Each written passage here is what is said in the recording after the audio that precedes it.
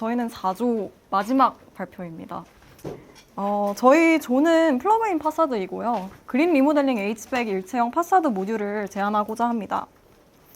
저희는 처음으로 공공건축물 그린 리모델링 개요로 시작으로 해서 저희가 제안하는 H백 파사드 모듈을 보여드린 후 이 모듈을 적용 방안, 어떻게 적용을 할 건지, 그리고 시공 계획이 어떻게 되는지에 대해서 보여드린 후 결론으로 마무리를 하도록 하겠습니다.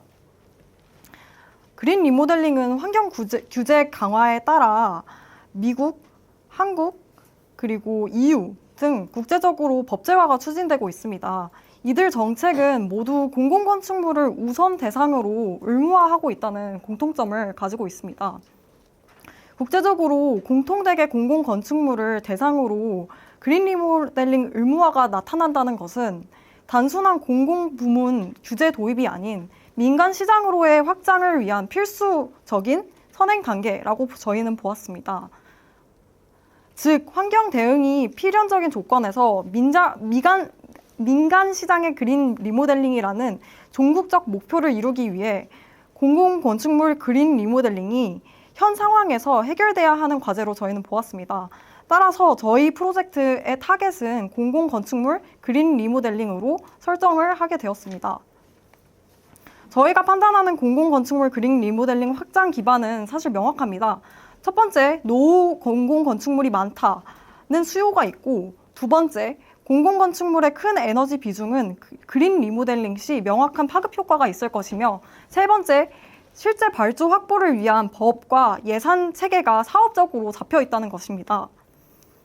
이에 대해서 개괄적으로 조금 설명을 해드리면 2020년 기준 준공 후 20년 이상 된 공공건축물은 전체 동수의 약 절반을 차지하는 49%에 달합니다. 또한 30년 이상 된 경우도 전체 건물 기준 26%라는 지표를 감안하면 2030년이 되면 공공건축물 4개 중 하나는 RC조 건축물의 사용 연한인 40년을 초과하는 건축물이 되는 통계가 될 것입니다. 그 오른쪽 그래프를 보시면 이것을 참조를 하면 서울은 현재 비주거 건축물의 고령화가 두드러지고 있지만 이거를 중장기적으로는 주거 노후 건축물의 누적이 주요 관리 과제라고 저희는 생각을 했습니다. 두 번째는 공공건축물은 전체 건물수 중 약 3% 수준으로 22만 개의 건물수입니다. 3%가 작게 보이지만 이 3%가 전체 에너지의 8%를 소비를 하고 있는 현실입니다.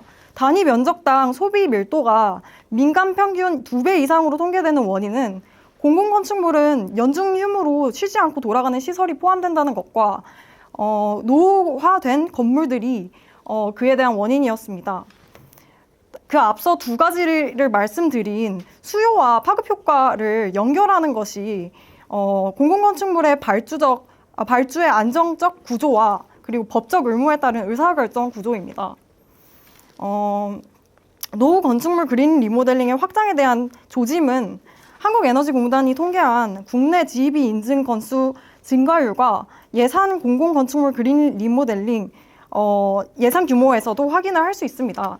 GEB 인증의 같은 경우 그래프와 보시다시피 근 4년 동안 1,300 이상의 지속적인 상승이 있었습니다. 하지만 이것은 그래프 2020년 그래프를 보시면 신축 공공건축물 그린 리모델링이 의무화가 도입된 이후의 효과인데 리모델링 수요가 신축을 능가하는 시점에서 공공 그린 리모델링이 의무화될 시 이보다 훨씬 급격한 증가율을 나타낼 것이라고 저희는 판단을 했습니다. 그리고 저희가 주목하는 관점 중 하나는 한국의 시장 특수성인데요.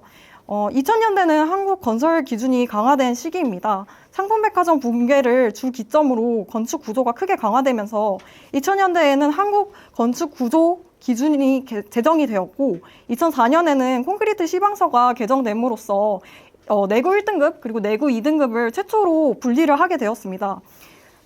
앞서 이것이 의미하는 바는 2000년대에 지어진 건물들은 구조 수명은 길어지지만 에너지 성능은 노후화된 된 상태로 2030년에서 2040년대에 대거 리모델링 수요에 진입하게 된다는 점입니다. 따라서 2030년과 2040년대는 그린 리모델링에 집중해야 하는 시기라고 저희는 보고 있습니다. 저희는 주제가 공공건축물 그린 리모델링이기 때문에 공공건축물과 민간 건축물의 고객 세그먼트와 니즈를 각각 정리해서 비교를 한번 해보았습니다.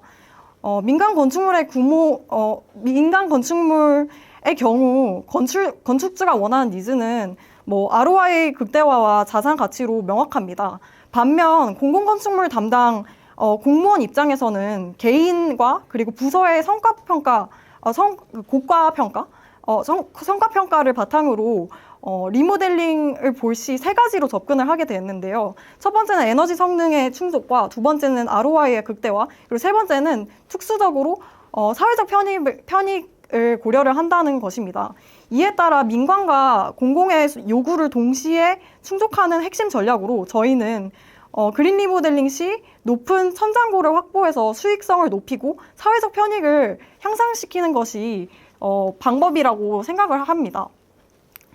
이제부터는 저희가 구상한 모듈인데요. 설례 연구를 좀 해보니 설례 연구를 통해 좀 알게 된 것은 이 방향성을 먼저 시도한 기업들이 이미 존재하고 있다는 점이었습니다. 2002년에는 A사, 2022년에는 A사, 2024년에는 B사가 있었고요. 저희는 이 흐름을 연장하여서 2030년과 그리고 2040년대의 에 맞는 그린 리모델링 솔루션 파사드를 제시를 하고자 합니다. 저희는 기존의 한계점과 공공건축물이 추구하는 가치를 고려하여서 세 가지 목표를 도출을 했습니다. 첫 번째는 기존 건축물의 부족한 단열 성능을 외피대, 기류순환 구조와 패시브 디자인을 적용하여 에너지 성능을 충족하는 것. 두 번째는 이전 설비 통합형 모듈의 두꺼운 두께를 저희 모듈에서는 설비 집중 구간을 만들어서 공간의 부피를 경량화하고 그리고 패시브와 액티브를 동시에 구현하도록 하는 것이고요. 그리고 세 번째는 층고가 낮은 노후 건축물의 청장고를 확보를 하여서 수익성과 사회적 편익을 극대화하는 것입니다. 저희의 모듈 디자인 컨셉인데요. 저희가 제안하는 모듈의 형태에는 셀프 쉐이딩 파사드 개념이 착안되었습니다. 셀프 쉐이딩 파사드는 무엇인가? 이것은 건물의 형태를 통해서 건물 자체의 그림자를 지게 해서 표면의 과열을 낮추는 패시브 설계 전략입니다. 한국의 하지 기준 태양의 남중 고도는 약 76도입니다. 저희는 모듈의 기울기를 이 입자각에 맞춰서 설계를 했고 이로써 여름 일사 도달 면적을 줄이고 반사와 굴절을 유도하는 구조를 설계를 하였습니다. 모듈이 연속적으로 결합될 때 생기는 그림자가 지면서 냉방 부하를 줄일 수 있는 설계적 접근이 있었음을 알려드립니다. 그리고 이것은 저희의 모듈 내부 구성 및 규격인데요. 우선 모듈의 전체적인 형태를 보시면 중간에 H백 설비가 들어가 있습니다. H백 설비를 기준으로 위아래 커튼홀 프레임이 들어가게 되고요. 그리고 양 측면으로 덕트와 샤프트가 들어가게 됩니다. 이 덕트와 샤프트 같은 경우에는 냉매관과 아래의 덕트가 통하는 샤프트와 덕트라고 생각하시면 되겠습니다. 네, 이거는 외기에 대한 흐름인데요. 공기 흐름은 모듈의 양측면에 그릴에서 들어가고 나오는 구조입니다. 마주보는 그릴은 배기 입구 혹은 외기 입구로 같은 종류로 하여서 급기구와 외기구가 서로 마주보지 않도록 설계를 하였습니다. 각층 슬래브 부분에 배치되는 H백 설비는 옥상층의 실외기로부터 냉매관을 통해 냉매를 공급받는 구조로 저희는 디자인을 했습니다. 그리고 이것은 저희의 H백 설비 모듈 개념도인데요. 외부에서 인면을 바라보았을 때의 설비 모듈 개념도입니다. 모듈의 말했다시피 모듈의 양옆에는 그릴이 존재를 하고 그리고 각 면에서 외기와 배기가 들어오고 나오는 형태입니다. 이 빨간색은 RA라고 생각을 하시면 되는데 배기입니다. 그래서 실내에 환기구에서 시작을 해서 실내에 있던 공기가 프리필터를 통해서 송풍팬을 지나 열 교환기를 지나서 배기가 되는 형태이고요. 이때 열 교환기에서 외부 공기와 이렇게 교차를 하게 되는데, 이 부분은 에너지 성능 과정 부분에서 효율을 얻는 구간입니다. 그리고 프리필터를 왜 EA 그러니까 배기가스에 설치를 하느냐라고 하면, 저희는 그 RA의 일부를 급기구 내에 공급하는 공기로 활용을 하기 때문에 프리필터를 설치를 하였습니다. 또한 외기의 흐름을 설명을 해드리면, 외기를 이쪽 그릴에서 받아들여서 열 교환기를 지난 후 송풍팬을 통해서 급기구로 들어가는 형식입니다. 이것은 저희의 공조 단면 상세도입니다. 저희는 설비를 슬라브 부분에 위치하게끔 설계를 했습니다. 이에 대한 이유는 건축법상 개구보가 층 기준 1100 이하에 설치되면 난간 설치가 의무화되는데, 저희는 설비 구간을 1100 높이까지 채워 개구보 자체가 그 기준선 위로 올라가도록 설계를 했습니다. 그 결과 별도의 난간 없이도 법적 기준을 충족하면서 인면 미관을 고려하여 설계를 하였습니다. 이 단면 상세도와 같이 공기는 실내 아래에서 위로 흐르며, 단열을 위해서 이쪽 그 재료를 나열을 한 단면 상세도를 보시면, 단열을 위해서 유리의 재료로 로이 강화 복층 유리를 선정하였습니다. 외기를 직접 파사드 하부에서 받아들여 덕트를 덜 사용하고, 기존 천장고가 낮은 노후 건물에서 천장 위 설치되는 SA에 대한 덕트 공간을 확보함으로써 천장고를 높이는 이점이 있습니다. 다음은 저희의 적용 방안과 시공 계획에 대해서 말씀드리도록 하겠습니다. 저희는 제안하는 모듈을 적용해보고 효용감을 측정하기 위해서 서울 광진구 우체국을 대상으로 리모델링 시뮬레이션을 진행을 하였습니다. 서울 광진구 우체국이 중부 이 지역에 위치를 하고, 리모델링 인면이 외벽이라는 점에서 서울 광진구 우체국이 만족해야 하는 열 관리율은 0.24였습니다. 이 기준 지표를 가지고 저희는 두 가지 시뮬레이션을 돌리게 되었는데요. 첫 번째는 오토데스크 포르마를 활용한 시뮬레이션을 돌렸습니다. 하지 1조 시간을 기준으로 리모델링 전에는 건물 파사드에 직달 일사가 장기간 유입되는 것을 레전드를 참조하여 보시면 확인을 하실 수 있고, 그리고 리모델링 후에는 모듈의 기울기와 연속 배치에 의한 그림자 구간이 형성이 되면서 일사 유입에 대한 감소를 명확하게 확인을 할 수 있었습니다. 또한 저희는 한국패시브건축협회 열 관리율 계산기를 통해 리모델링 전후의 단열 성능을 계산을 하였습니다. 이것은 현재의 단열 성능인데요.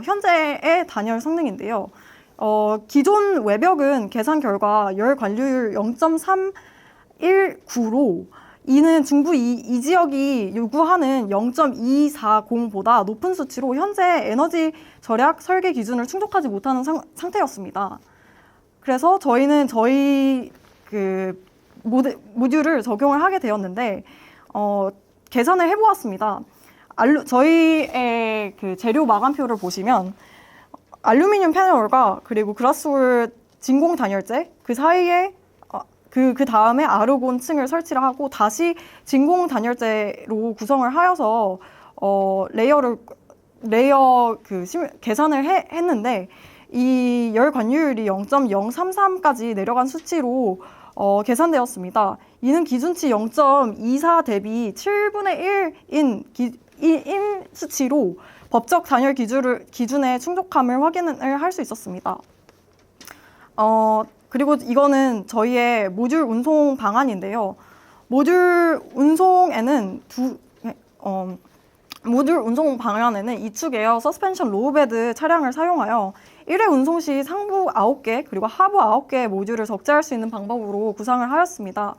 도로교통법 단속 기준을 충족하여 별도의 특수 운송 허가 없이 표준 차량으로 현장 납품이 가능한 계획입니다. 이것은 저희의 시공 프로세스인데요. 첫 번째는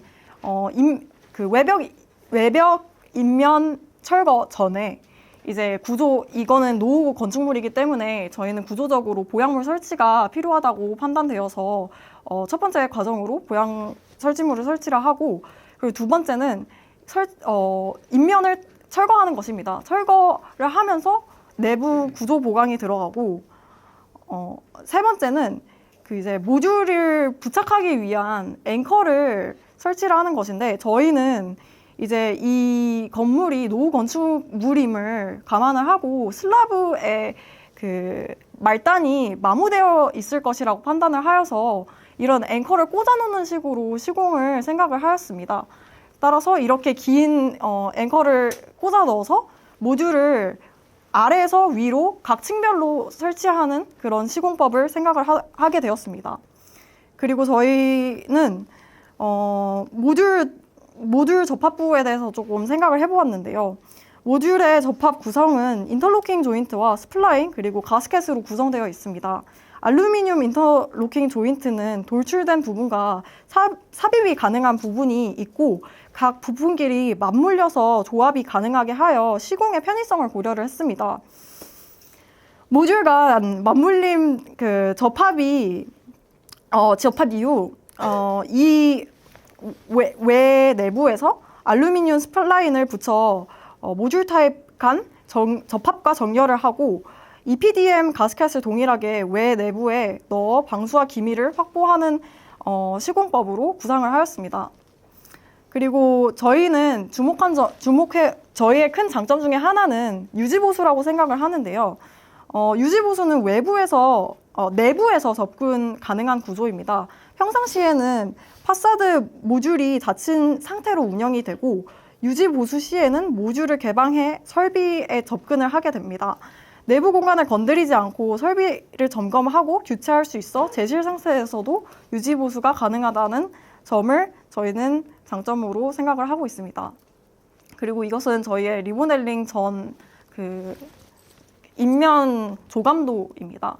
그리고 그 다음은 저희의 모듈을 입혔을 때의 모습인데, 저희의 일체형 파사드 모듈의 장점을 조금 요약을 하면 패시브와 액티브 단열이 동시에 가능하다는 장점이 있고, 짧은 공조 경로와 실별 제어 관련해서 에너지 소비를 최소화하여 효율이 좋다는 것이고, 유지 보수의 용이성이 있으며 그리고 유효 천장고를 확보하는 것으로 수익성과 사회적 편익을 동시에 추구하는 것이 저희의 장점입니다.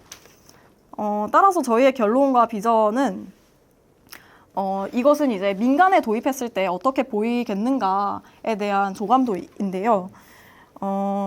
공공건축물과 민간 건축물은 의사결정 구조와 평가 기준이 다릅니다. 하지만 공통점이 있습니다. 둘 다 ROI 극대화라는 목표가 있다는 점인데요. 여기서 공공건축물에는 사회적 편익이 더해지게 됩니다. 저희는 해당 모듈이 사회적 편익을 고려한 B2G를 성공을 시킨다면 B2B는 따라올 것이라고 생각을 합니다.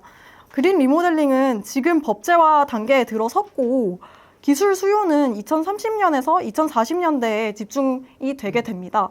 따라서 저희의 플러그인 파사드는 이 타이밍에 맞는 구조적 솔루션이라고 제안을 합니다. 감사합니다.